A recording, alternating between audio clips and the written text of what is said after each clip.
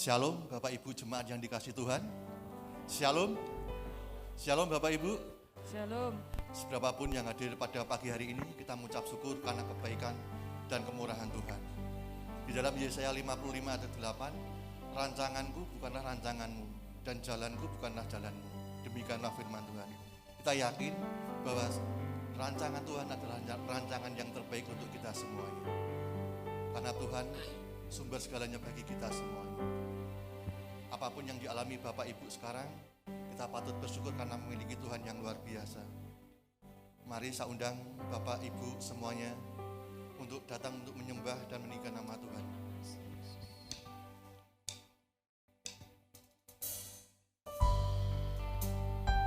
Yesus, Engkau baik bagi setiap hati kami.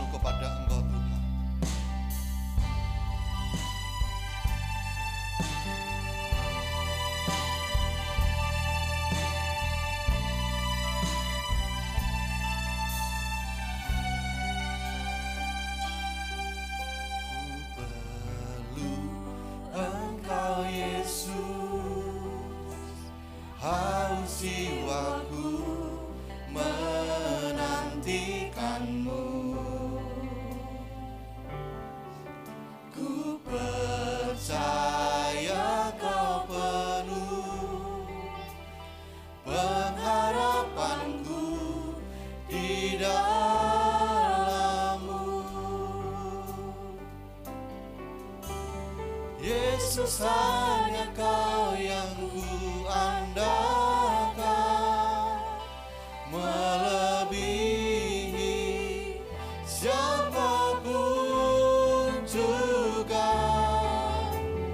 Yesus, hanya Kau yang ku percaya di setiap waktu.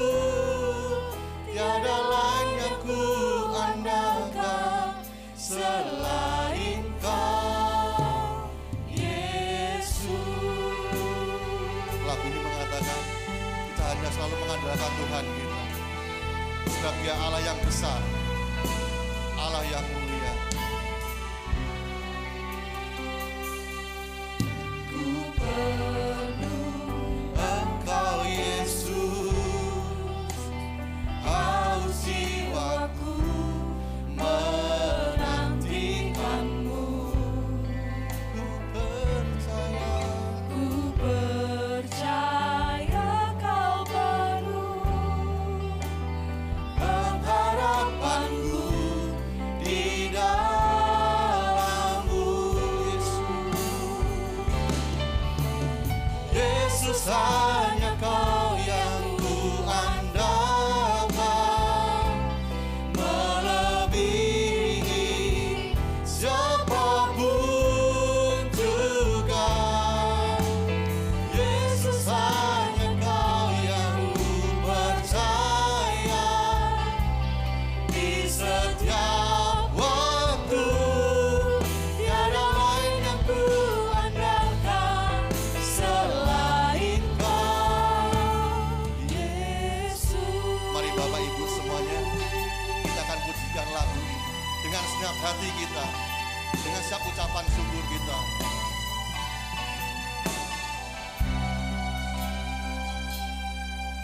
Ku perlu Engkau, Yesus, haus jiwaku menantikanmu. Ku percaya Ku percaya Kau penuh pengharapanku di dalam-Mu.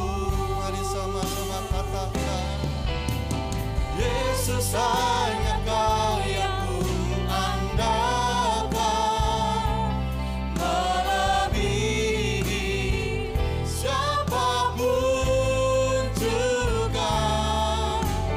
Yesus, hanya Kau yang ku percaya di setiap waktu.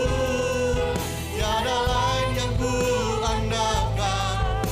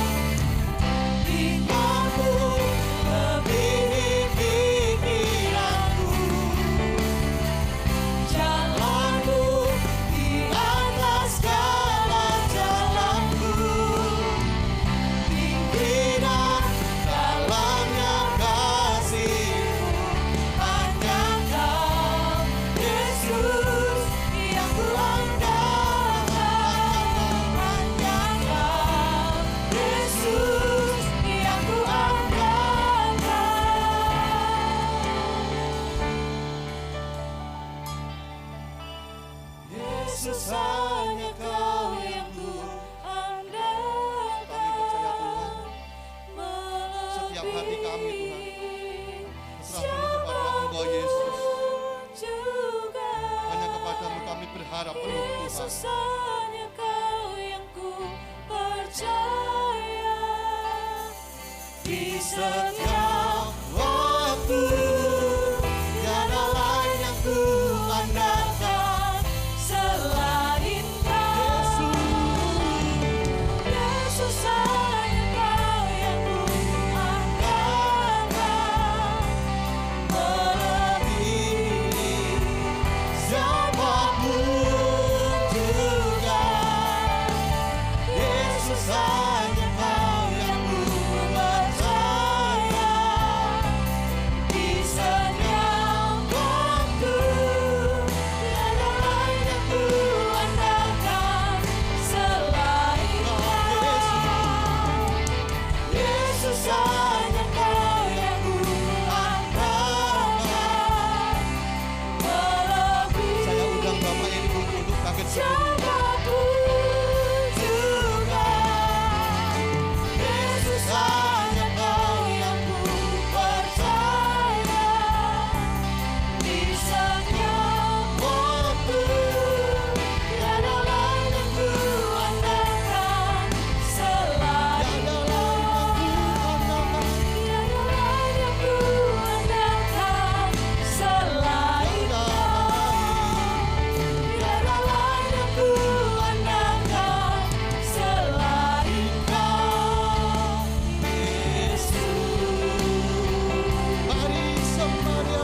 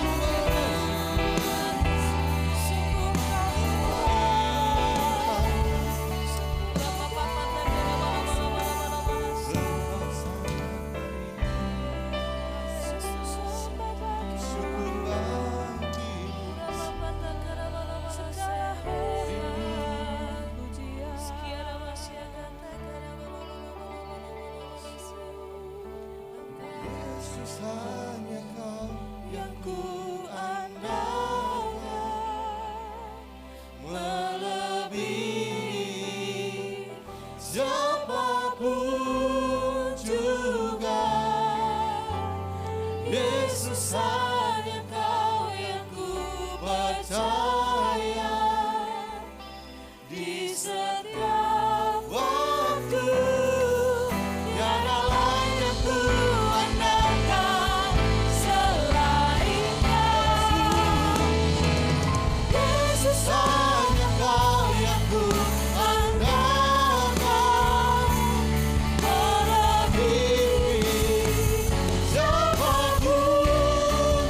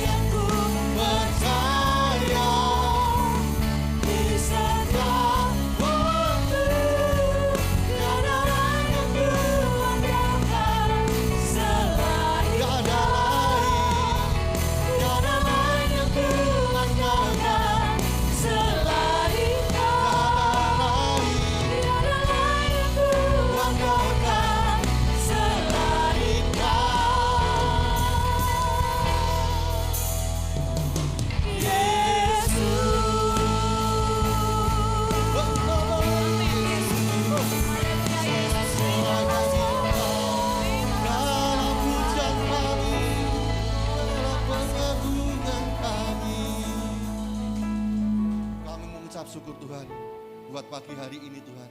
Kami yakin Kau hadir di tempat ini Tuhan. Untuk melawat setiap hati kami yang haus, yang rindu akan Engkau Tuhan. Memberkati setiap hati kami. Urapi setiap pribadi lepas pribadi Tuhan. Jamah setiap pribadi lepas pribadi Tuhan. Karena kuasa-Mu yang terbesar atas hidup kami. Kami siap untuk memulai ibadah pada pagi hari ini. Hanya di dalam nama Tuhan Yesus. Haleluya. Amin. Beri sorak-sorak bagi Tuhan kita. Hari ini siapa yang bersuka cita karena Tuhan? Boleh lambaikan tangannya. Mari kita lebih bersuka cita lagi karena Tuhan. Kita mau memuji Tuhan.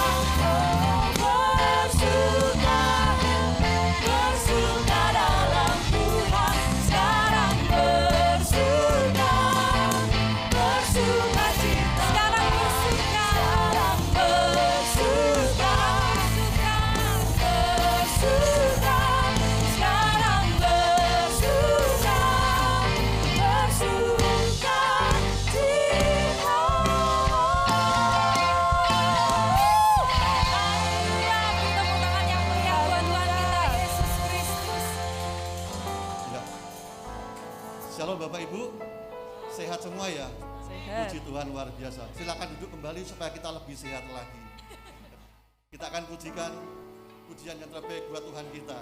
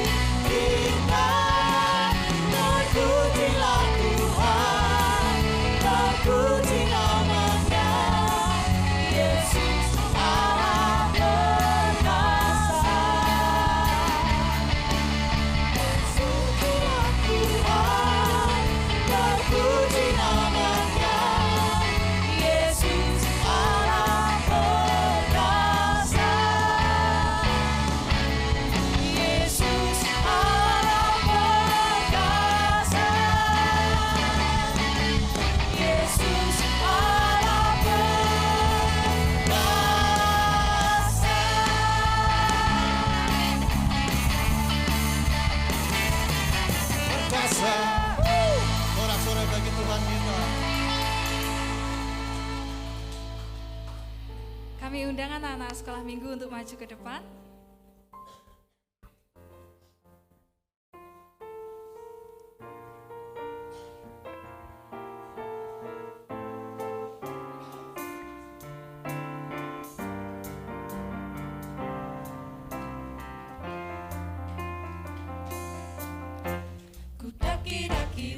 Daki gunung yang tinggi, ku turun lembah yang dalam, ku melewati padang rumput luas membentang.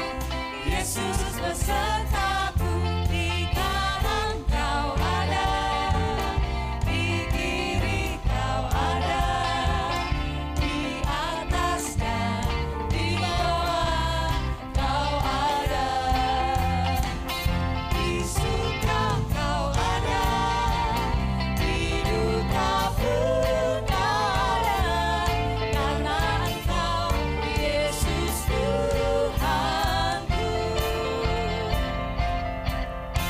Ku daki gunung yang tinggi, ku turun lembah yang dalam, ku melewati padang rumput luas membentang. Yesus besertaku, di kanan kau ada, di kiri kau ada, di atas dan di bawah kau ada, di suka kau ada, di duka pun kau ada, karena Engkau Yesus Tuhanku. Dengan kasih, Mbak Ria akan berdoa untuk anak-anak sekolah minggu. Mari kita berdoa untuk anak-anak sekolah minggu, kita angkat tangan kita. Tuhan, terima kasih, kami bersyukur untuk anak-anak ini Tuhan. Di tangan mereka adalah masa depan Tuhan. Kau berkati masa depan mereka. Untuk sekarang Kau berkati sekolah mereka Tuhan, juga untuk dalam keluarga mereka. Biarlah mereka menjadi berkat Tuhan. Biarlah terpancar kasih Kristus dalam kehidupan mereka. Sebentar mereka akan bersekolah minggu Tuhan, Kau berkati, biarlah segala yang disampaikan oleh guru dapat mereka terima dengan baik. Hanya di dalam nama Tuhan Yesus Kristus kami serahkan. Amin. Selamat berbakti untuk anak-anak sekolah minggu. Kita akan siapkan hati kita untuk menerima firman Tuhan. Pagi hari ini kita mau percaya bahwa apapun yang kita alami pada hari-hari ini, Tuhan akan selalu beserta dengan kita. Segala perkara yang kita tanggung, Tuhan yang akan menguatkan kita untuk menghadapinya. Amin. Terima kasih Tuhan Yesus.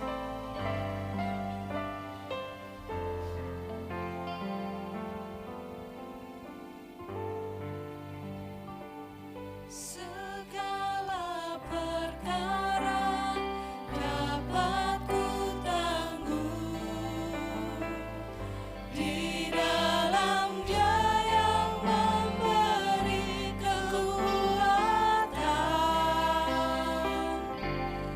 Tuhan Yesus penolong dan sahabat.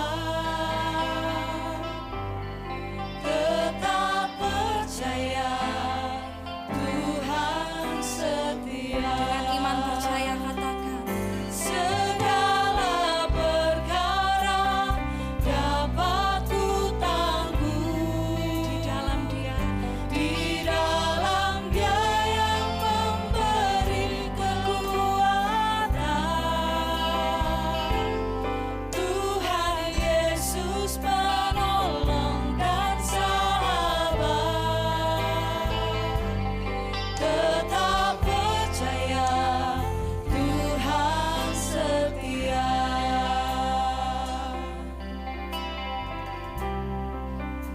Kau penolong kami Tuhan. Penolong yang selalu setia, memenuhi keperluanku. Tak pernah Engkau mengecewakan kami. Tak pernah Dia mengecewakan. Yesusku tak pernah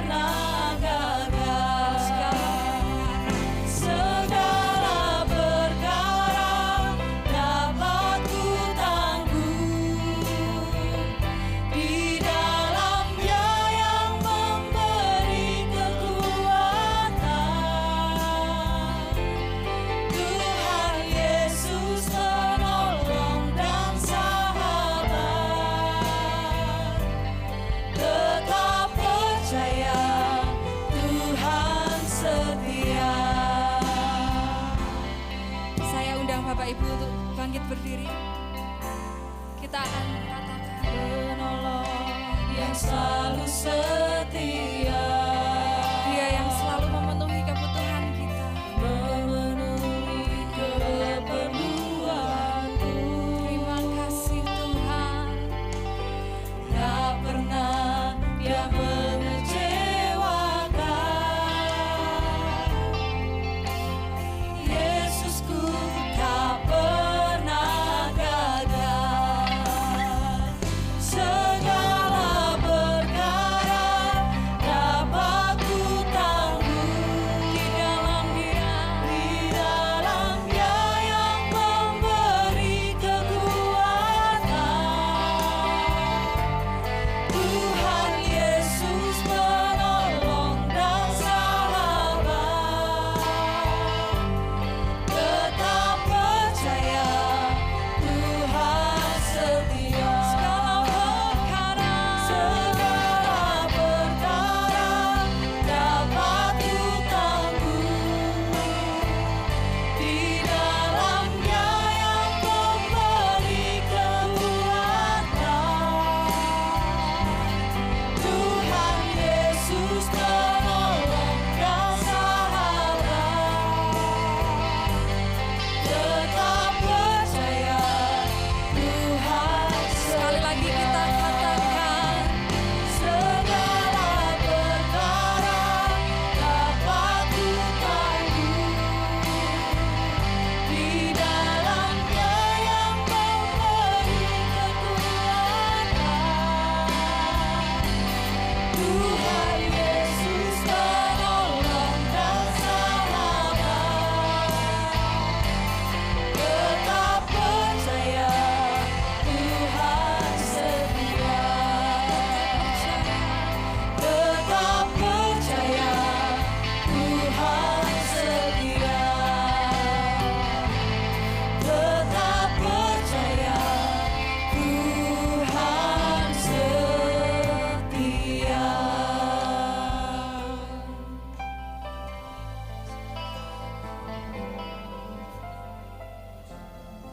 Pujian penyembahan kami percaya Engkau Tuhan yang tidak pernah meninggalkan kami. Kami percaya kuasa-Mu, kasih melindungi kami dalam setiap segala kelemahan kami Tuhan. Karena Engkau adalah Bapa bagi kami semua yang mengerti akan setiap anak-anak-Mu. Kami mau serahkan seluruh hidup kami ke dalam tangan-Mu Tuhan. Berjalanlah bersama dengan kami. Tanpa-Mu kami tidak akan dapat bertahan dalam kegelapan dunia ini. Kami mau belajar firman-Mu Tuhan, mengerti akan jalan-jalan-Mu, pimpin kami, kuasai pikiran hati kami, tempat ini Tuhan, dari segala yang jahat. Kau hadir di ruang ini, Tuhan Allah Roh Kudus. Kau yang memeluk setiap kami yang hadir pagi hari ini dengan kasih. Kau yang mengalirkan air hidup dalam hati kami Tuhan. Sehingga hati kami menjadi seperti tanah yang subur siap untuk menerima firman-Mu. Karena firman-Mu adalah Engkau sendiri. Firman-Mu memerdekakan kami. Terima kasih Bapa. Di dalam nama Tuhan kami, Yesus Kristus, kami senantiasa mengucap syukur. Amin. Silakan duduk Bapak Ibu sekalian. Terima kasih sudah diberi kesempatan saya dan tim pada pagi hari ini untuk melayani Bapak Ibu sekalian. Hari ini saya nggak mau bercerita, tapi saya ingin menyampaikan apa yang saya dapatkan sebenarnya dari tempat ini di tanggal 1 Januari. Dan apa yang saya dapatkan itu terus saya pelajari, saya tanya sama Tuhan, apa sih sebenarnya yang Tuhan kehendaki. Dan saya belajar di setiap hari dari hari-hari untuk mengerti lebih lagi dan lebih lagi. Waktu tanggal 1 Januari kan kita melakukan perayaan dan saya hadir di tempat ini. saya mendapat hadiah satu ayat firman Tuhan yang saya pelajari terus setiap hari. Firman Tuhan itu ada di Amos pasal 9 ayat 11. Dikatakan, pada hari itu aku akan mendirikan kembali pondok Daud yang telah roboh. Aku akan menutup pecahan dindingnya dan akan mendirikan kembali reruntuhannya. Aku akan membangunnya kembali seperti di zaman dahulu kala. Amos mendapat pesan dari Tuhan, nubuatan yang dia sampaikan. Dan nubuatan itu saya percaya itu sedang terjadi penggenapannya di hari-hari ini. Jadi firman Tuhan yang disampaikan melalui Amos ini sebenarnya adalah firman Tuhan yang diberikan kepada gerejanya di akhir zaman setelah Tuhan Yesus Kristus datang ke muka bumi ini untuk menyelamatkan engkau dan saya. Kalau kita belajar tentang pondok Daud, kita juga mesti mengerti tentang yang namanya kemah pertemuan yang dibuat oleh Musa atas perintah dari Tuhan.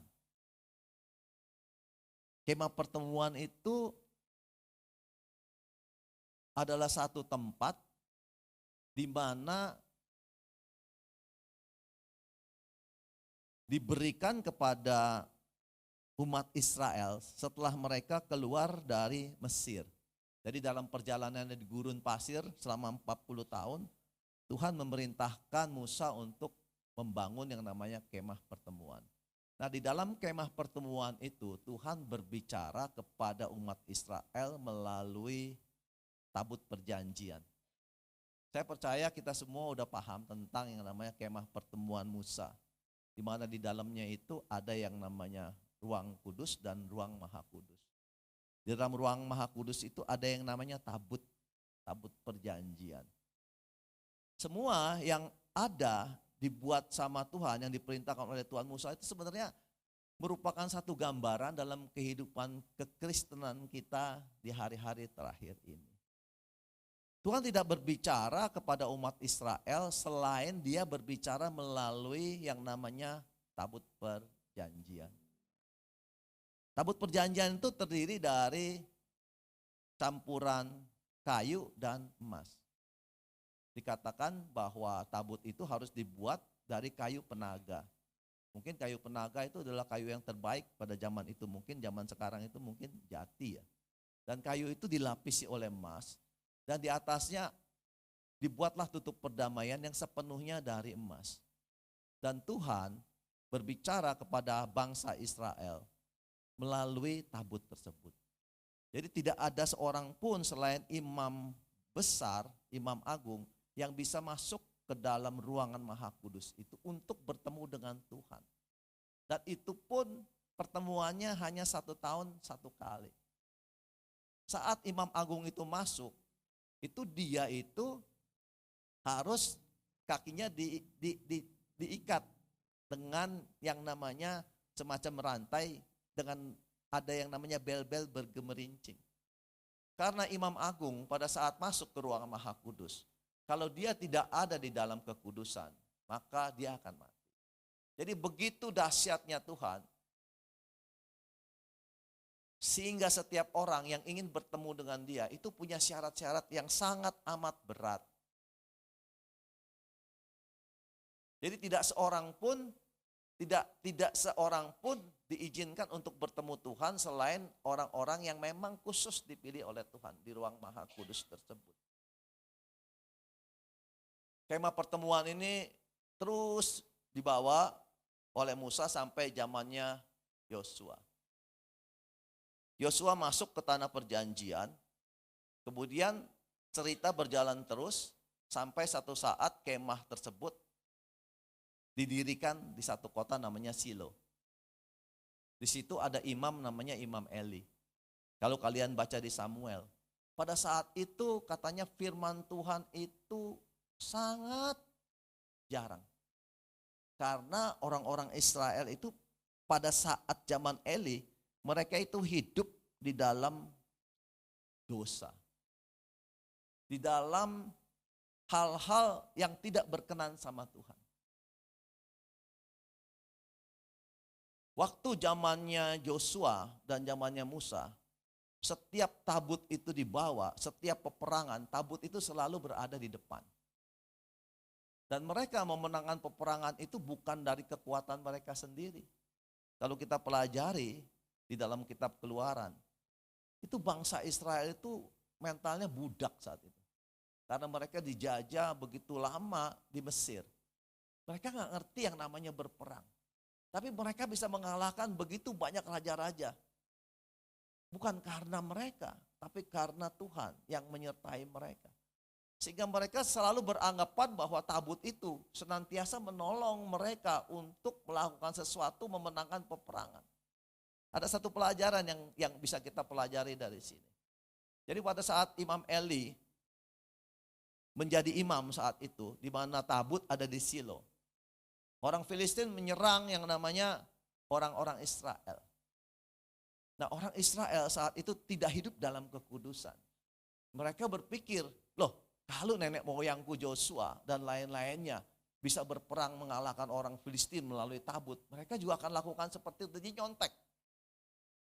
Jadi mereka itu bukan memahami tentang kehendak dari Tuhan, tapi mereka itu hanya nyontek dari apa yang dilihat, didengar dari peristiwa-peristiwa yang terjadi sebelumnya.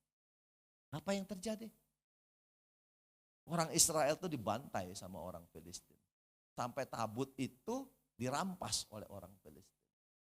Pelajaran apa yang mau kita pelajari dari ini? Bahwa Tuhan itu memang hadir di dalam setiap kehidupan kita. Tapi dia bertindak untuk menolong setiap kita. Pasti sesuai dengan syarat-syarat yang dia inginkan di dalam kehidupan kita. Memang kita ditebus bukan karena perbuatan baik dari kita. Amin ya. Kita ditebus karena kasih karunia dari Tuhan. Di mana itu tidak bisa kita lakukan dengan segala kekuatan kita. Tidak bisa. Tapi setelah kita ditebus, Tuhan menginginkan kita untuk berjalan mengiring dia. Jalan seturut dengan apa yang dia perintahkan. Nah, orang Israel ini tidak melakukan seperti itu. Mereka hidup dalam perzinahan, mereka hidup bercampur dengan bangsa-bangsa asing. Jadi waktu tabut itu dibawa untuk berperang dengan orang Filistin, Tuhan nggak bekerja di situ. Sampai tabut itu dirampas oleh orang Filistin. Ditaruh di kuil yang namanya Dagon. Jadi saat itu yang namanya kemah pertemuan yang ada di Silo, itu adalah kemah tapi tabutnya udah nggak ada. Kemudian orang Filistin menyerang lagi ke Silo, tapi sebelum mereka menyerang, yang namanya kemah pertemuan, itu dipindahkan oleh orang Israel ke tempat yang namanya Gibeon. Jadi di Gibeon itu, kota Gibeon itu ada yang namanya kemah pertemuan, ada yang namanya ruang kudus, ruang maha kudus, ada yang namanya pelataran, tapi di ruang maha kudus itu tidak ada lagi yang namanya tabut. Tabut itu ada di orang Filistin, kemudian tabut itu Tuhan mengutuk orang-orang Filistin sehingga mereka mengalami masalah, sakit penyakit, sehingga mereka membuat tabut itu dikembalikan kepada orang Israel. Akhirnya tabut itu sampai ke dalam satu daerah namanya Kiryat Yearim. Di Kiryat Yearim itu, tabut itu dipelihara oleh satu imam yang namanya, kalau tidak salah, Abednego di situ. Nah, tabut itu ada di situ sekian lama. Bangsa Israel saat itu sedang di rajanya, itu Raja Saul. Tapi Raja Saul itu tidak pernah punya keinginan untuk membawa tabut itu kembali ke rumah Tuhan, ke Gibeon. Sampai satu saat Daud itu diangkat menjadi raja. Dalam Mazmur pasal 132,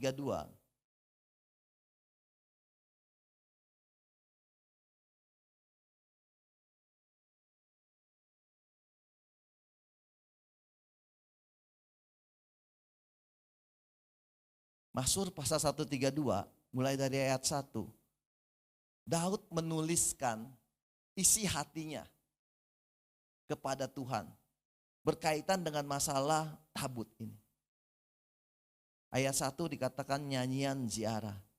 Ingatlah ya Tuhan kepada Daud dan segala penderitaannya. Bagaimana dia telah bersumpah kepada Tuhan, telah bernasar kepada yang maha kuat dari Yakub. Sesungguhnya aku tidak akan masuk ke dalam kemah kediamanku, tidak akan berbaring di ranjang petiduranku. Sesungguhnya aku tidak akan membiarkan mataku tidur atau membiarkan kelopak mataku terlelap. Sampai aku mendapat tempat untuk Tuhan, kediaman untuk yang maha kuat dari Yakub.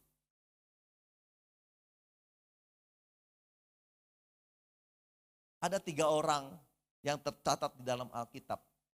Yang saya tahu, mungkin ada yang lain.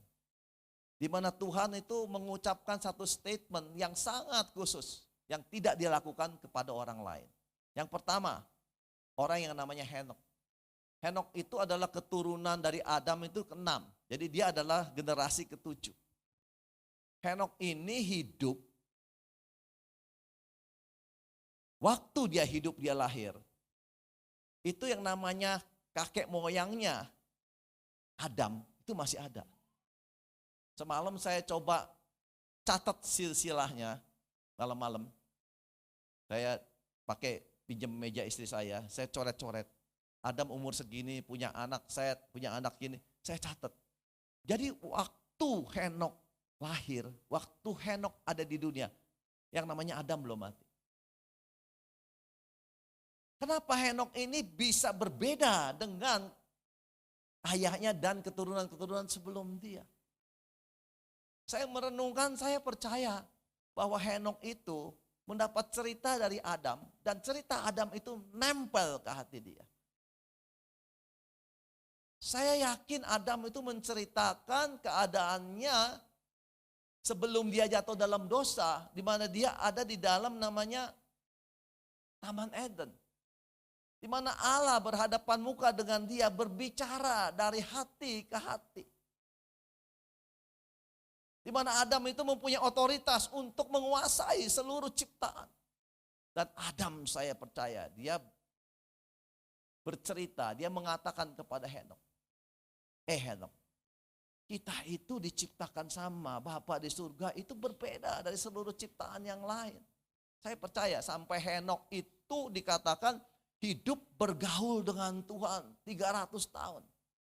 Walk with God. Berjalan dengan Tuhan. Artinya dia hidup bersekutu dengan Tuhan setiap hari. Seperti yang dia dapat ceritanya dari Adam. Bahwa dalam kehidupan Adam sebelumnya, tiap hari mereka bertemu. Adam pasti bercerita sama Henok. Sampai Henok itu mengerti keberadaan dirinya dia. Ciptaan lain itu seperti burung, ikan, diciptakan setelah sarananya ada. Ikan diciptakan di mana sebelum ikan itu ada, laut sudah diciptakan sama Tuhan. Jadi ada sesuatu yang diciptakan, kemudian diciptakan berikutnya ditaruh di situ. Burung di udara, diciptakan dulu langit. Tumbuh-tumbuhan diciptakan dulu yang namanya tanah, sehingga tumbuhan itu timbul dari tanah.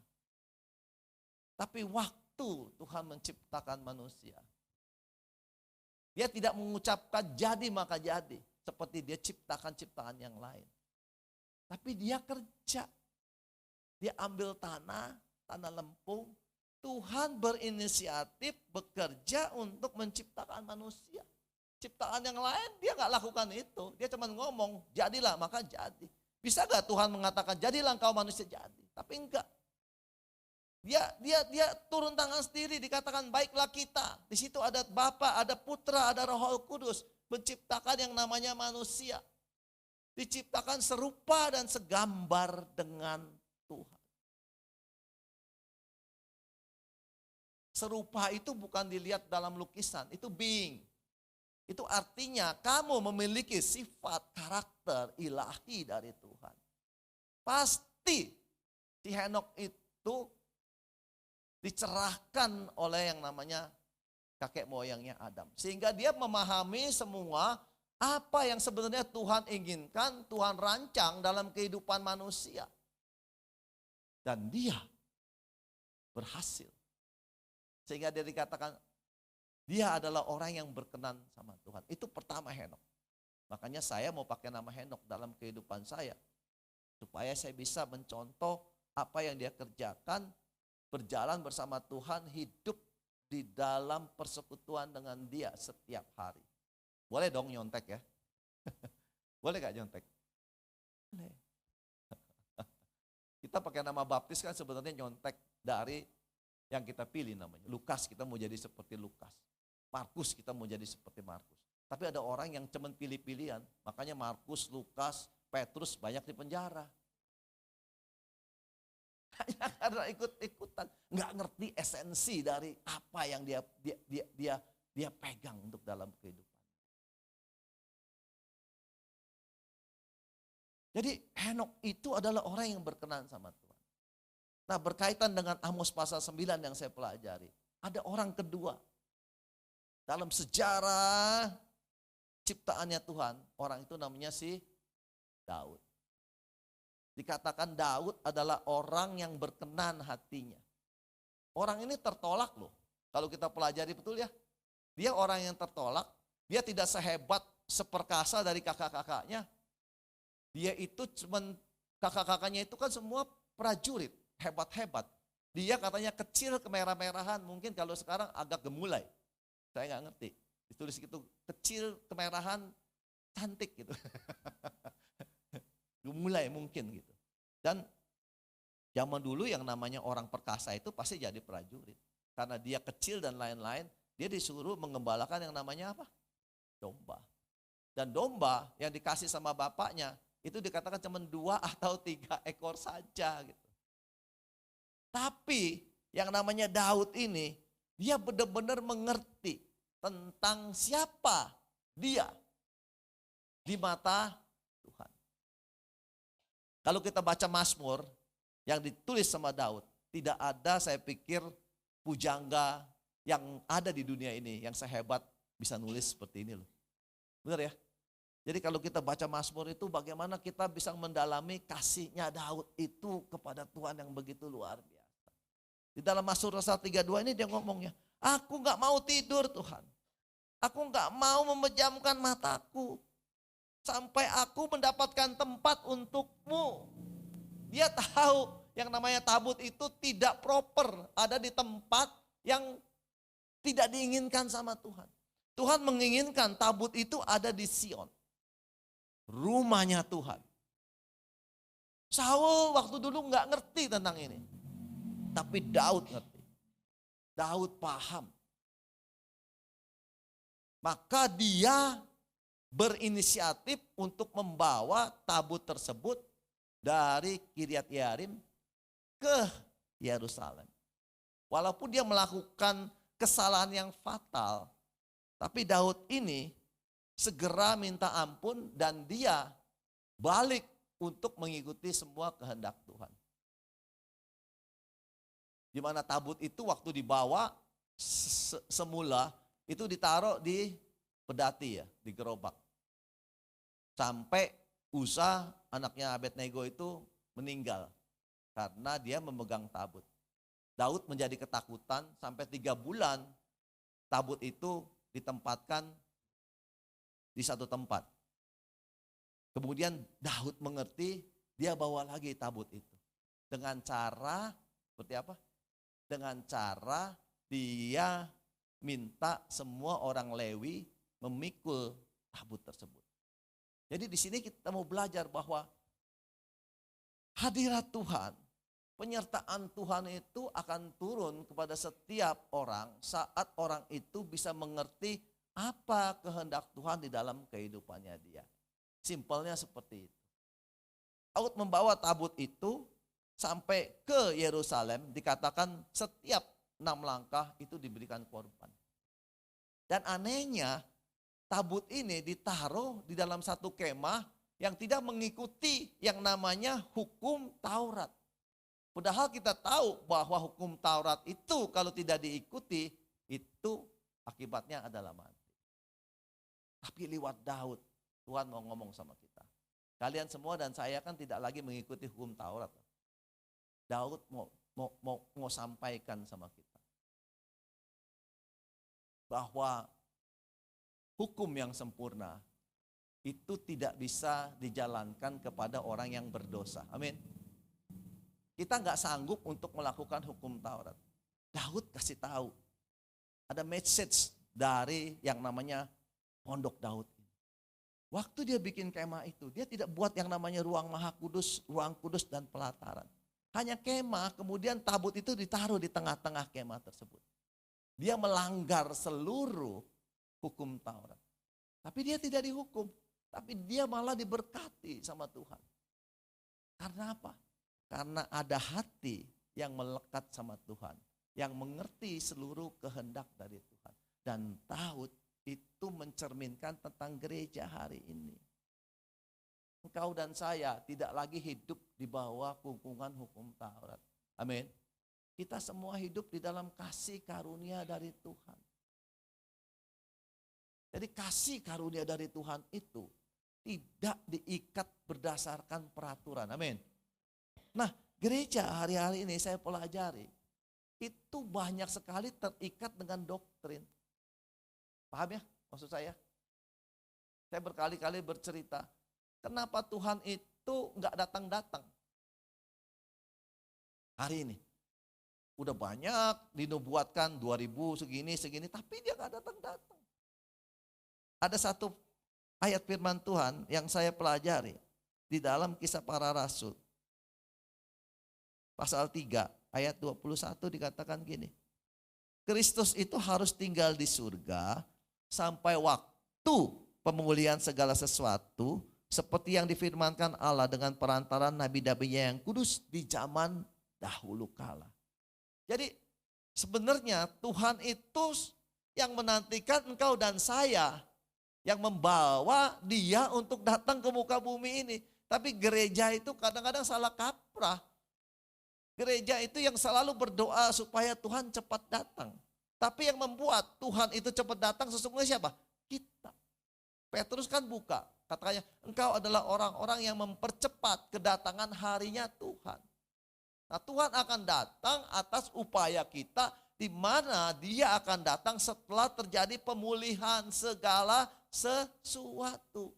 Dan saya tahu pemulihan segala sesuatu itu kalau gereja mengerti tentang arti pondok Daud yang telah rubuh yang akan dikembalikan oleh Tuhan. Amin. Jadi Tuhan itu tidak mau menciptakan yang namanya bait suci lagi. Kenapa dia nggak pilih bait suci Salomo yang begitu dahsyat, yang begitu luar biasa dikagumi oleh seluruh dunia. Dia nggak pilih itu. Tapi Tuhan pilih pondok Daud. Karena di dalam pondok Daud itu ada apa? Di dalam pondok Daud itu ada orang yang mendirikan, yang selalu nempel sama Tuhan, punya hati yang untuk menyenangkan hati Tuhan. Dan di dalam pondok itu Daud menciptakan pujian penyembahan 7 hari 24 jam. Saudara dan saya dipanggil oleh Tuhan untuk menjadi penyembah-penyembahnya. Amin. Tapi gereja salah kaprah lagi tentang pujian penyembahan. Kita pikir kita hanya sekedar bernyanyi seperti yang tadi, memuji dan menyembah Tuhan. Oh, esensi penyembahan yang diinginkan sama Tuhan seperti yang ada di Daud itu jauh levelnya lebih tinggi. Penyembahan itu dalam bahasa Ibrani disebut dengan kata yadah. Yadah itu dipakai pertama kali dalam kitab Kejadian yang menggambarkan tentang Adam dan Hawa bersetubuh melahirkan anaknya. Itu yadah. Itu ngomong hubungan, ngomong komunikasi. Dalam perjanjian baru yang namanya penyembahan itu apa Pak? Proskuneo. Itu artinya adalah kiss, mencium, memeluk. Jadi engkau dan saya diminta sama Tuhan untuk hidup sebagai penyembah-penyembah Tuhan itu bukan hanya sekedar mulut yang mengucap. Tapi hatimu yang kau serahkan sepenuhnya ke dalam tangan Tuhan. Amin.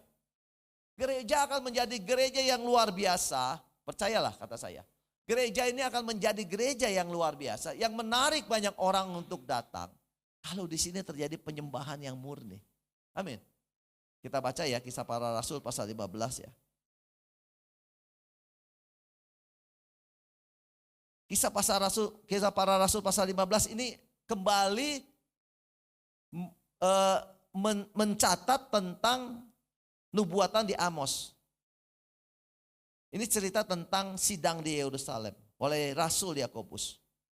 Di ayat 15 dikatakan, ayat 14 dikatakan, Simon telah menceritakan bahwa sejak semula Allah menunjukkan rahmatnya kepada bangsa-bangsa lain, yaitu dengan memilih suatu umat dari antara mereka bagi namanya. Itu umat Israel.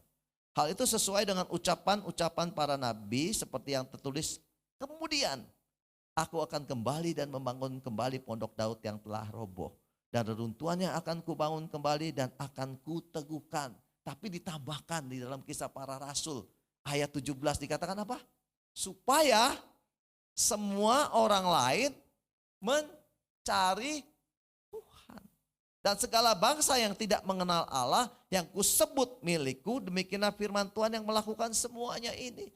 Jadi pondok Daud itu akan dipulihkan oleh Tuhan buat gereja di akhir zaman, engkau dan saya. Tujuannya untuk apa? Supaya semua orang lain datang mencari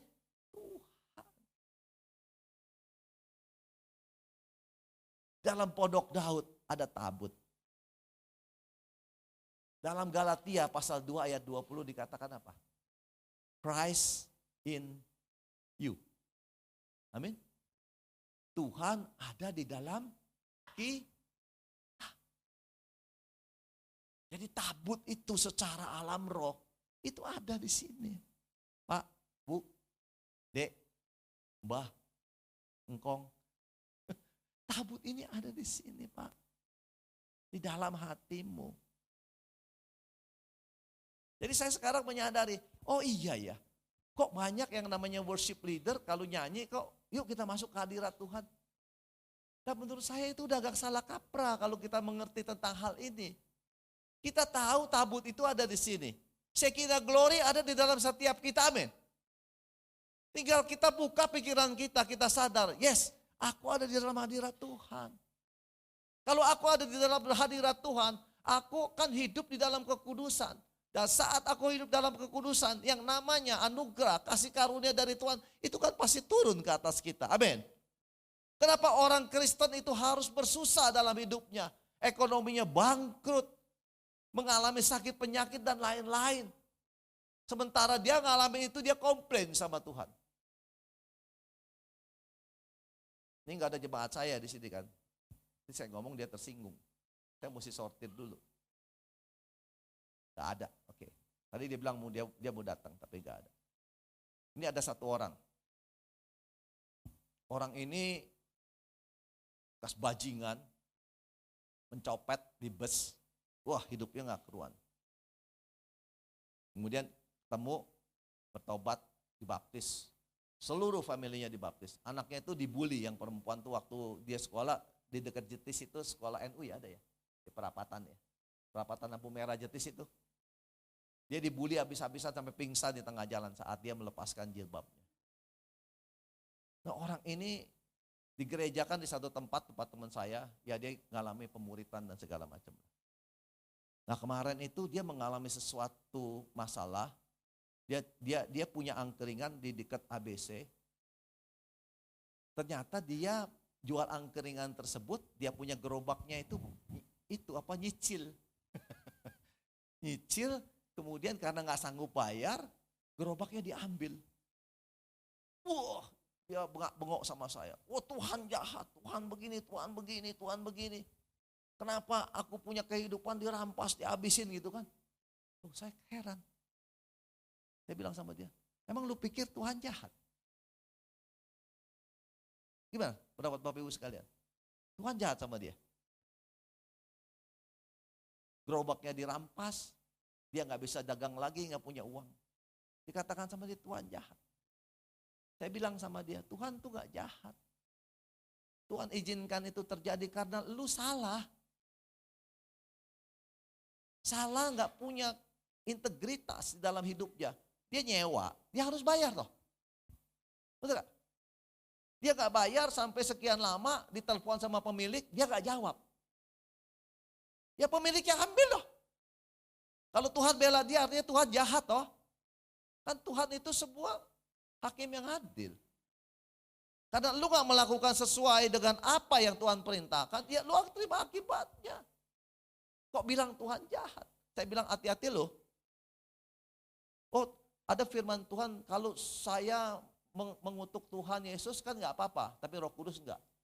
Itu dikatakan waktu Tuhan ada di muka bumi loh. Sekarang Tuhan tuh udah jadi raja di sana. Waktu dia naik ke surga, dia ada di sebelah kanan Bapa. Dia jadi raja, dia jadi manunggal dengan Tuhan. Kamu mau kutuk Tuhan? Saya bilang, kamu diampuni karena kamu nggak ngerti. Pemuritanmu yang kamu lakukan selama ini apa maknanya? Sekarang setelah saya ngomong, kamu cilaka kalau lakukan itu lagi. Karena kamu sudah tahu kebenaran. Saya jelasin, kamu lakukan lagi, kamu terima akibat. Jadi kita nggak boleh bermain-main dengan Tuhan Bapak Ibu sekalian di hari-hari ini. Amin. Tuhan itu dalam proses untuk menyempurnakan engkau dan saya. Saya percaya itu. Nah tabut yang namanya Pondok Daud itu ada di dalam setiap engkau dan saya, ada di sini. Tapi kita itu masih corang-coreng, masih belang-belonteng kata orang Jakarta. Masih kacau balau. Makanya Tuhan bilang, aku akan membangun kembali Pondok Daud. Tuhan berinisiatif untuk membangun engkau, menaikkan derajatmu, karaktermu, hakikatmu menjadi seperti apa yang dia inginkan. Amin. Itu indah sekali Bapak Ibu sekalian. Kita itu akan disempurnakan bukan dengan kekuatan kita, tapi karena Tuhan mau lakukan itu di dalam kita. Apa resiko Tuhan saat dia menciptakan manusia? Saudara tahu? Dibandingkan dengan makhluk lainnya.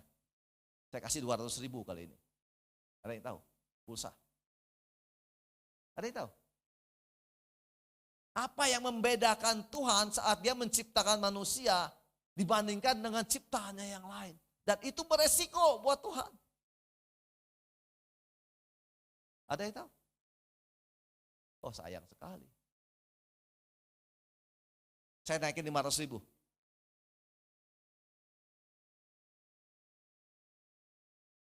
Ya Pak, dapat tuh 500.000. Salah.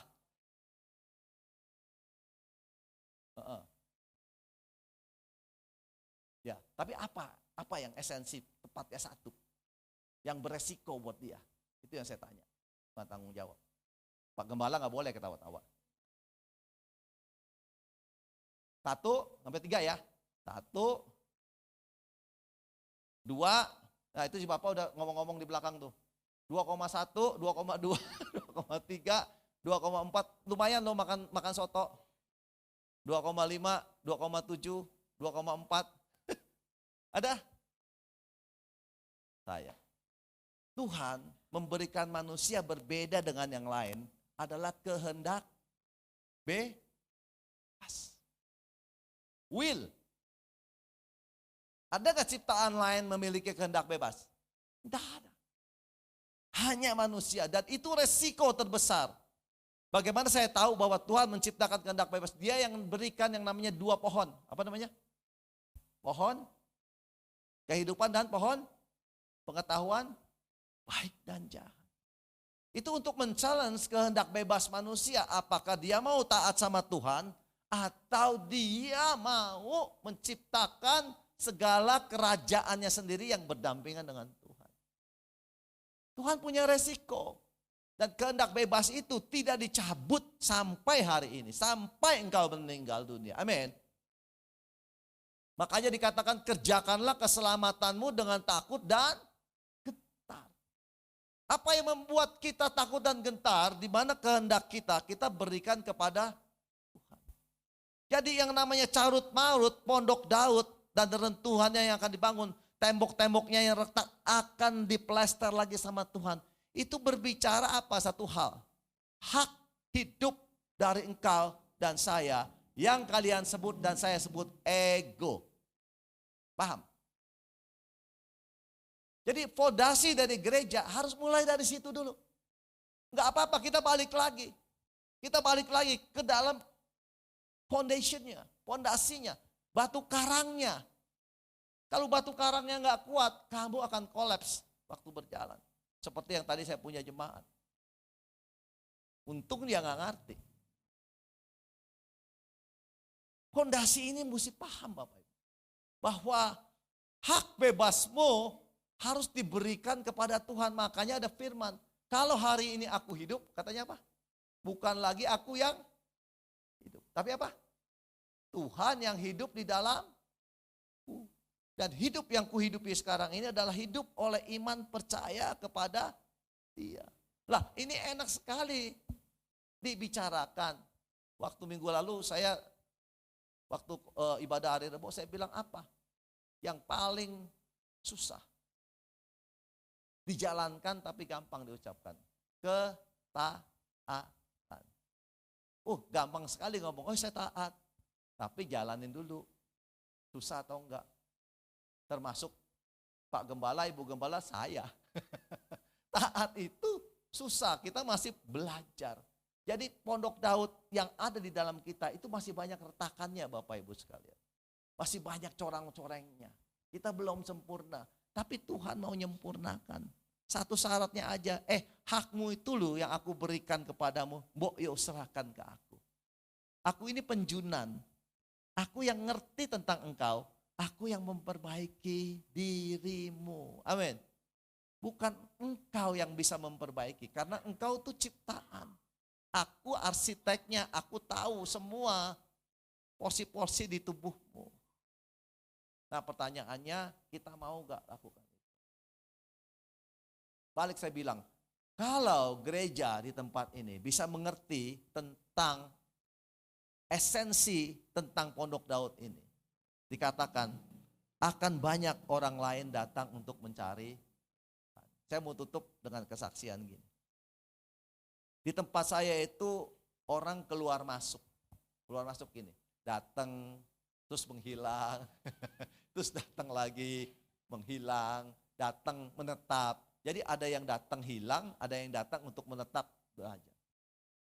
Dan saya tahu 100% kedatangan mereka yang datang itu, ya sedikit sekali, gak 100% lah salah saya. 90% yang datang itu adalah orang yang kehidupannya itu kurang. Jadi mereka datang pertama kali itu pasti membutuhkan sesuatu pertolongan. Paham ya maksud saya ya? Pertolongan, paham toh? Pertolongan itu adalah sesuatu yang diharapkan dari perkumpulan itu supaya dia ditolong. Pertama kali saya agak alergi dengan ini. Tapi belakangan saya berdoa sama Tuhan. Tuhan kasih tahu gini. Saya pernah cerita di sini. Waktu Yesus di dunia, waktu dia hidup memberitakan Injil Kerajaan Surga, orang banyak datang berbondong-bondong dekat dia tuh. Sampai Tuhan bilang, lu datang cuma minta roti doang. Tapi saya mau tanya, mau tanya sama susternya. Waktu orang-orang berbondong-bondong datang minta roti, semua itu hanya sekedar roti atau waktu dia mendengar ada yang bertobat? Pasti ada yang bertobat toh. Pasti ada orang yang ditangkap dari tempat itu, dari peristiwa itu. Kemarin saya kedatangan lagi satu keluarga, Bapak Ibu sekalian. Saya mau tutup kesaksian dengan dia Muslim. Muslim satu keluarga, hidup di daerah belakangnya gereja yang dulu teman saya itu, daerah Buksuling. Rumahnya cuma 2 meter, kali berapa bro? 2 kali 6 meter, bawahnya itu kali. Saudara di sini ada yang punya rumah kayak gituan. 2 kali 6 bawahnya kali. Itu bukan tanah. Itu tempat kali, tapi dia nggak punya tempat, dia tinggal di situ. Dia pemulung. Dasar pondasinya kayu. Jebol malam itu. Semua hartanya masuk ke dalam air. Untung anaknya nggak kejeblus mati. Di situ ada gereja loh. Tapi tidak melakukan apapun untuk dia. Karena mungkin pandangannya itu Muslim, gua kan Kristen. Gak perlu dong memberi kasihku kepada orang yang beda agama. Sampai akhirnya RT-nya telepon saya. Lah gak tahu itu RT bisa telepon saya. Pak Leo, tolong tuh dicek. Ini saya punya jemaat Muslim gini. Saya datang ke sana. Saya lihat, saya kasih bantuan. Apa yang terjadi? Keluarga itu datang ke sana, ke Warak. Saya bilang, saya tidak memuridkan kamu untuk menjadi Kristen. Enggak. Mau kamu tetap Muslim? No problem. Tapi waktu kamu sholat, siapa yang kamu sebut namanya? Amin. Tuhan ke dunia ini bawa agama gak sih? Sebagian mungkin nggak setuju dengan saya. Tapi nggak apa-apa. Buat saya, agama itu tidak menyelamatkanmu. Itu atribut. Yang Tuhan cari adalah Yesus di dalam hati mereka. Yang dia percaya, yang dia ucapkan. Lah, dia sholatnya pakai cara sholat. Dia ortodok itu juga sama loh. Doanya sama seperti Muslim. Gereja ortodok. Katolik beda lagi. Advent hari ke-7 udah lagi. Tapi sama sebut Yesus. Lah kita demi nama agama, kita mengkotak-kotakan diri. Ini yang namanya gereja yang belum dewasa, Bapak Ibu sekalian. Saya bilang, ayo datang. Nah kemarin saya samperin lagi buat teman saya, emaknya mau datang lagi ke situ. Nah ini kan luar biasa, di mana firman Tuhan disampaikan sama kita untuk orang yang gak percaya. Dan kita tidak menuntut dia untuk menjadi Kristen. Sampai kehendak bebasnya satu saat bilang, yes aku mau berubah. Tapi dia harus ngerti bahwa pertolongan itu datangnya dari seseorang yang punya Tuhan Yesus dalam kehidupan dia. Amin ya. Dimana engkau dan saya itu kan mencerminkan itu. Amin Bapak Ibu sekalian. Yuk kita tutup ya. Kita tadi ditanya mau nyanyi lagu apa. WL bisa gak? Kita nyanyi lagu Mulia ya. Mulia, mulia bagi anak domba. Ngerti ya?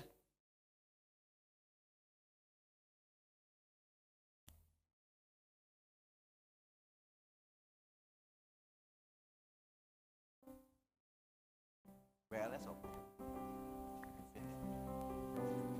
Pimpin ya.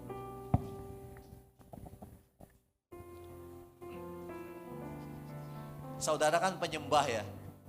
Seorang penyembah itu kalau datang sama Tuhan untuk memuliakan dia, kan gak perlu diperintah toh. Ayo bangun berdiri, ayo angkat tangan. Gak perlu toh Pak. Bawa aja hati kita masing-masing. Saat kita mau nyembah, kalian mau duduk, mau berdiri, no problem. Tapi bawa hati kita kepada Tuhan. Sepakat ya? Deal ya? WL gak perlu bawa-bawa mereka untuk bangkit-bangkit berdiri ya, angkat tangan ya. Yuk kita bawa setiap hati kita kepada Tuhan di penghujung ibadah ini.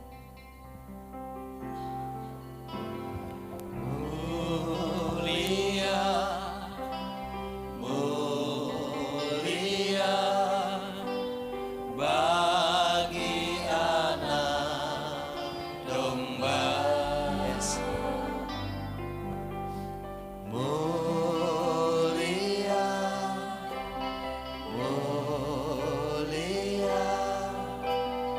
bagi anak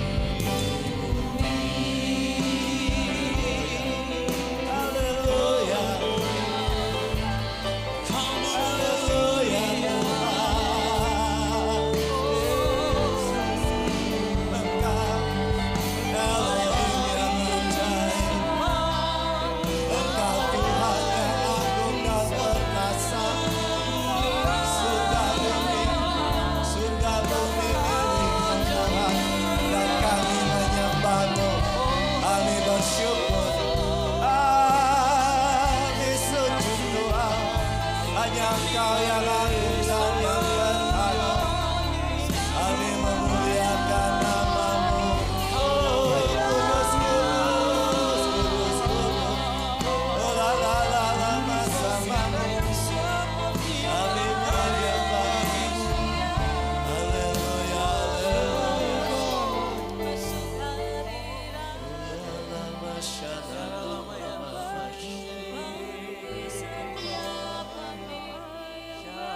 we worship you, Lord. We worship you. We worship you, Lord. We worship you, Majesty.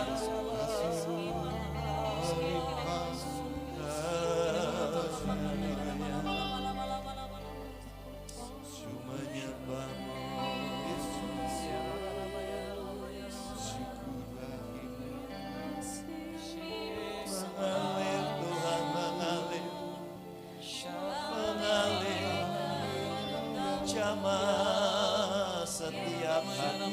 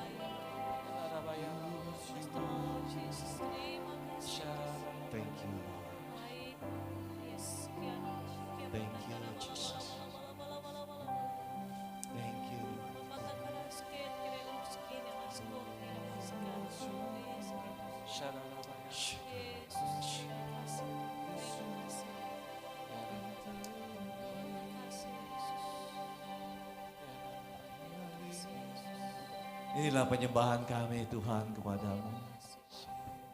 Penyembahan yang jauh dari sempurna. Di pagi hari ini kami mau belajar Tuhan. Bagaimana kami membawa hati kami untuk kami persembahkan di mensmu.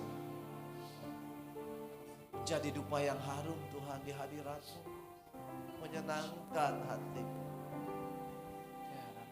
Urapi jemaat-Mu Tuhan yang hadir pada pagi hari ini. Jadikan kami semua rumah-Mu Tuhan. Pondok Daud yang Kau bangun, yang Kau sempurnakan. Dalam setiap kami ada penyembahan, pujian, ucapan syukur yang senantiasa keluar dari hati kami Tuhan. Sehingga iblis gemetar melihat semua yang kami lakukan. Dan dia tidak berdaya untuk mengganggu kehidupan kami dan keluarga. Saat kami berpegang teguh, percaya kami hanya kepada Engkau Tuhan. Dan mempersembahkan, menyerahkan seluruh hak kami kepadamu Bapa. Dan biarlah kuasa-Mu, penyertaan-Mu sempurna di dalam kehidupan kami. Saya berdoa untuk gereja di tempat ini Tuhan. Biarlah gereja ini menjadi gereja yang terbuka. Yang membawa orang-orang di sekitar tempat ini melihat ada cahaya Shekinah glory Tuhan yang memancar seperti tiang awan dan tiang api, sehingga mereka akan datang melihat. Aku ingin melihat ada sesuatu di tempat ini, dan mereka datang dan mereka menemukan Engkau Tuhan. Itu yang Kau inginkan bagi kami, gereja-Mu di akhir zaman. Saya berdoa untuk setiap jemaat-Mu Tuhan di tempat ini. Jadikan mereka semua seperti mata air yang mengalir, air kehidupan, memancar, yang menyejukkan, yang membuat dahaga dari orang sekitar mereka menjadi hilang. Mereka menemukan Tuhan lewat aktivitas perbuatan daripada setiap jemaat-Mu ini Tuhan. Mereka adalah duta-duta-Mu Tuhan untuk memberitakan Injil kerajaan. Hanya di dalam nama-Mu Tuhan Yesus Kristus. Amin. Baik Bapak Ibu, silakan duduk kembali. Shalom Bapak Ibu semuanya. Terima kasih kepada Bapak Leo Bujana yang telah menyampaikan kebenaran firman Tuhan, memberkati kami seluruh sidang jemaat GBI Siranda. Bapak Ibu diberkati nggih? Saya yakin Bapak Ibu yang hadir di tempat ini, kita diberkati melalui setiap kebenaran firman yang telah disampaikan oleh hambanya. Kiranya Pak Leo semakin dipakai menjadi alat yang luar biasa lagi. Untuk informasi, selamat datang kepada Bapak Ibu jemaat yang baru pertama kali hadir. Ada? Silahkan melambaikan tangan hari ini. Ada? Semuanya jiwa-jiwa yang dikasihi Tuhan, yang setia di dalam siap ibadah di gereja kita yang luar biasa ini. Baik Bapak Ibu, sambil persiapan untuk kolektan, kita mohon untuk petugas kolektan mempersiapkan diri. Kita akan memberikan yang terbaik buat Tuhan melalui setiap persembahan kita. Kita undang untuk Bapak Ibu yang bertugas kolektan, kita akan memberikan yang terbaik buat Tuhan. Nanti saya minta Kak Rosa untuk berdoa untuk persembahan. Mari kita bersatu dalam doa.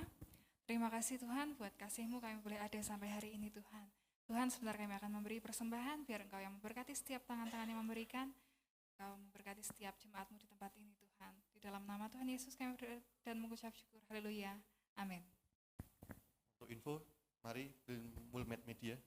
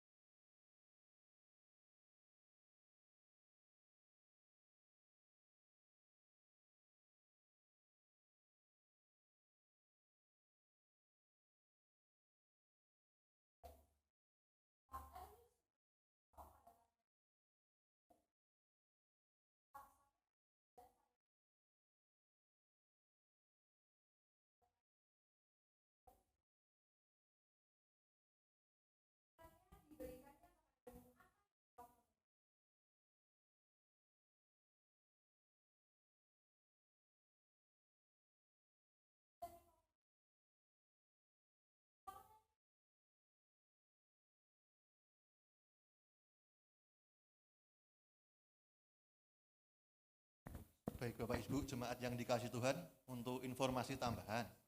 Jadi kalau youth-nya Valentine pakai coklat ya, ibu-ibunya pakai sembako, nanti dewasa muda pakai alat untuk memasak biar komplit.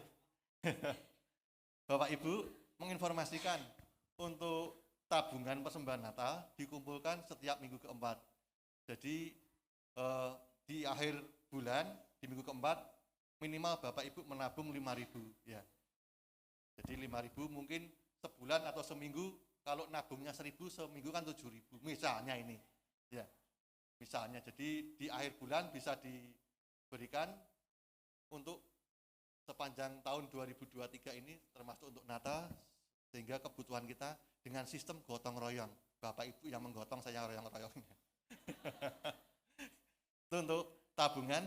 Juga menginformasikan kepada dewasa muda yang rencana akan berekreasi lebih duluan, kita akan survei ya. Kalau view-nya bagus, nanti kami akan sampaikan ke Bapak Ibu jemaat. Jadi rekan-rekan dewasa muda akan mengadakan, kami mengambil tema ya, kami mengambil tema dengan healing Bapak Ibu supaya tidak sepaneng ya. Mungkin di rumah sudah sepaneng dengan istri, suami, di tempat kerjaan. Ini saatnya kita untuk berfellowship ya. Saya kira itu Bapak Ibu. Untuk info kartu sosial bisa ditanyakan langsung ke customer service Ibu Ambar setelah pulang, ataupun bisa di WA atau di Japri kapanpun 24 jam ya. Ada lagi mungkin tambahan? Cukup? Ya, terima kasih tim Mulmed yang telah membantu kami. Baik Bapak Ibu, kita akan mengakhiri ibadah pada hari ini. Kita akan pujikan Yesus yang selalu kuandalkan. Untuk pendoa, Ibu Indra silakan mempersiapkan diri.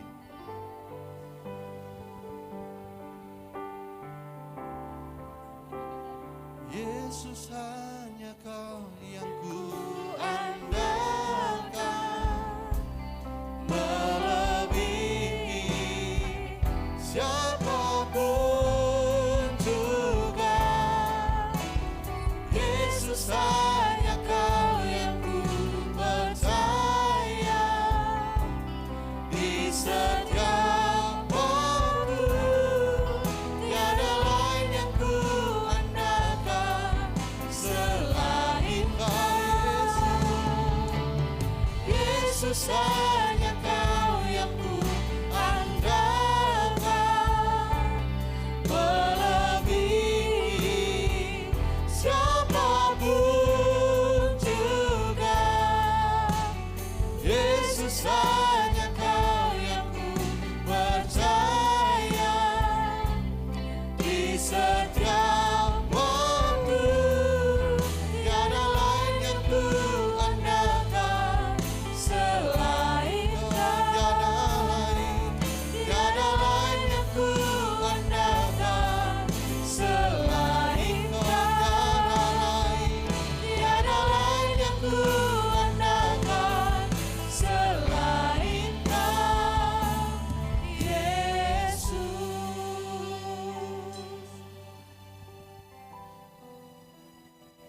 Kami mengucap syukur Tuhan untuk kebaikan-Mu di dalam kehidupan setiap kami. Tuhan, terima kasih untuk kebenaran firman-Mu yang telah Tuhan sampaikan di dalam kehidupan kami pada hari ini. Dan biarlah firman-Mu itu merema di dalam kehidupan kami.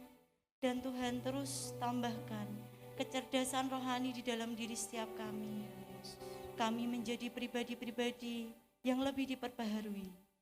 Menjadi pribadi seorang penyembah yang takut akan Tuhan, yang mengerti isi hati Tuhan, dan yang memahami kehendak Tuhan, sehingga kami dapat menjadi berkat bagi banyak orang. Tuhan, terima kasih untuk kemurahan-Mu. Terima kasih untuk Bapak Leo yang telah Tuhan kirimkan di tempat ini. Tuhan terus memberkati beliau dan keluarga dengan berkat terbaik. Dan segala sesuatu terus Tuhan tambahkan di dalam kehidupan Pak Leo dan keluarga. Sehingga Bapak Leo dan keluarga semakin menjadi berkat bagi banyak orang, terutama mereka yang belum mengenal Tuhan.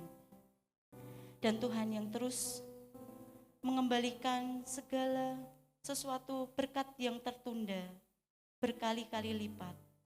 Tuhan, kami mengucap syukur untuk keluarga pastori di tempat ini. Tuhan juga yang memberkati keluarga pastori di tempat ini dengan berkat terbaik. Ada gambaran Bapa di dalam keluarga pastori, terutama kepada Bapak Gembala kami, kepada jemaat di tempat ini.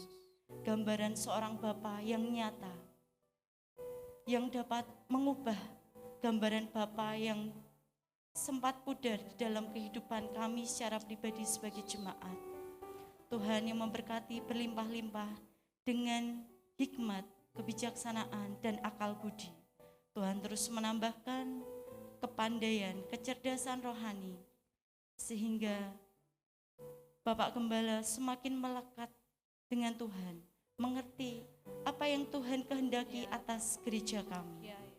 Tuhan juga memberkati Bapak Nathanael dan keluarga dengan berkat yang terbaik.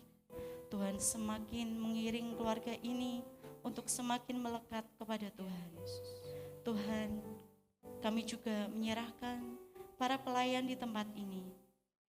Segala hal-hal yang sudah kami kerjakan di tempat ini sebagai pelayan, hal yang tidak berkenan daripadamu, Tuhan tahirkan atas setiap para pelayan di tempat ini. Dan Tuhan singkirkan segala hal-hal yang dapat mengacaukan kehidupan kami, imbas atau apapun, di dalam nama Tuhan Yesus. Tuhan terus pakai para pelayan di tempat ini. Tuhan terus mengikatkan cinta tali Kristus di dalam hati setiap para pelayan, sehingga apapun yang dikerjakan itu hanya satu tujuan, yaitu untuk memuliakan Tuhan. Bukan karena kekuatan para pelayan di tempat ini, sungguh semuanya hanya karena anugerah Tuhan, karena kekuatan yang daripada Tuhan. Tuhan yang terus membentuk bejana hati para pelayan di tempat ini. Tuhan, Tuhan pulihkan menjadi pribadi yang berkarakter Kristus, menjadi pribadi yang berdampak bagi para jemaat di tempat ini. Terus berkati para pelayan di tempat ini, Tuhan. Kami juga menyerahkan jemaat di tempat ini, Tuhan, ke dalam tangan kuasa-Mu. Tuhan, pulihkan setiap kami. Berikan kami hati yang takut akan Tuhan. Berikan kami hati yang terus mengutamakan Tuhan. Hati yang bergantung kepada Tuhan. Hati yang nempel dengan Tuhan. Sehingga dalam kami menjalani hari-hari kami, mungkin ketika kami merasa hari-hari ini berat, Tuhan menolong kami dengan ajaib. Tangan-Mu terulur kepada setiap kami, Tuhan. Engkau yang memberkati kami, Engkau yang memelihara kami dengan ajaib. Tidak ada kekurangan di dalam kehidupan setiap kami, Tuhan. Biarkan kami ini melihat Tuhan di dalam hidup kami. Biarkan kami mengalami perjumpaan dengan-Mu, Tuhan. Paksa kami untuk menjadi pribadi seorang penyembah, Tuhan. Paksa kami, Tuhan. Tanpa paksaan dan didikan-Mu, kami akan menjadi pribadi dengan karakter yang lama. Kami rindu dipulihkan, memiliki karakter yang baru, hidup yang baru, ciptaan yang baru, Tuhan. Terima kasih, Yesus. Kami menyerahkan rencana renovasi atas gereja kami, Tuhan. Berkati rencana renovasi atas gereja kami, Tuhan, dengan berkat-Mu yang terbaik. Tuhan sendiri yang akan mencukupkan setiap dana yang dibutuhkan. Tuhan juga yang akan mengirimkan para pekerja untuk menyelesaikan renovasi atas gereja kami. Kami tidak mau ambil pusing tentang pendanaan di gereja kami, Tuhan, tetapi kami mau bersatu hati menyerahkan ini hanya kepada Tuhan, dan Tuhan yang bekerja dengan cara Tuhan. Dan ketika Engkau hendak memakai kami mau belajar taat. Kami mau belajar hanya taat kepada-Mu, Tuhan. Terima kasih, Tuhan. kami juga menyerahkan kota dan bangsa kami kepadamu. Tuhan, terus berkati bangsa dan kota kami tercinta ini Tuhan. Tuhan yang memberikan hikmat, kebijaksanaan dan akal budi bagi setiap pemimpin di bangsa dan kota kami Tuhan. Tuhan yang terus memberikan pewahyuan sehingga setiap apapun yang diputuskan itu sesuai dengan rencana Tuhan untuk bangsa dan kota kami.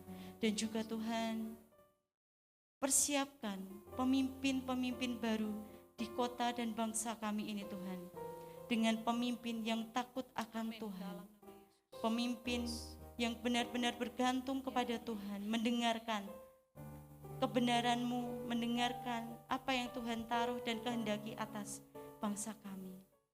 Kami rindu bangsa kami mengalami lawatan-Mu Tuhan, karena sudah waktunya Indonesia Engkau lawat. Persiapkan setiap kami Tuhan untuk menjadi alat-Mu di dalam lawatan terbesar-Mu atas Indonesia Tuhan. Persiapkan bejana kami Tuhan, perbaharui rumah kami yang hancur ini Tuhan, perbaharui jiwa kami yang hancur ini Tuhan, menjadi jiwa yang utuh dan asli di dalam karakter Kristus. Terima kasih Yesus. Kami juga menyerahkan untuk para jemaat yang saat ini belum hadir di tempat ini. Tuhan tetap memberkati mereka dimanapun berada. Setiap pribadi yang mengalami lemah tubuh, Tuhan pulihkan. Tuhan berikan kesehatan yang ajaib. Terima kasih Yesus. Engkau baik atas setiap kami. Hanya di dalam nama-Mu. Pagi ini biar kami terus dilimpahi dengan ucapan syukur karena Engkau baik, sangat baik, teramat baik Tuhan. Terima kasih kami boleh sekali lagi diberi kesempatan untuk terus datang menyembah Engkau Tuhan. Dengan cara kami boleh memberikan pujian, penyembahan. Biarlah itu tidak hanya mengalir lewat lidah bibir kami, tapi itu lahir dari hati kami yang mengasihi akan Engkau Tuhan Yesus. Terima kasih, jikalau sebentar kami boleh akan pulang, kami akan meninggalkan tempat ini, biarlah kami boleh pulang dengan menerima berkat yang berlimpah daripada-Mu Tuhan Yesus. Mari Bapak Saudara kasih Tuhan, saya undang kita semua bangkit berdiri, angkat tangan kita di hadapan Tuhan. Terimalah berkat Tuhan pada pagi hari ini. Tuhan memberkati engkau dan melindungi engkau. Tuhan menyinari engkau dengan wajahnya dan memberi engkau kasih karunia. Tuhan menghadapkan wajahnya kepadamu dan memberi engkau damai sejahtera. Di dalam nama Tuhan Yesus Kristus. Setiap kita yang sudah terima berkat Tuhan pada pagi hari ini bersama-sama katakan amin. Tuhan Yesus memberkati. Selamat hari Minggu. Saya persilakan duduk dulu Ibu sekarang.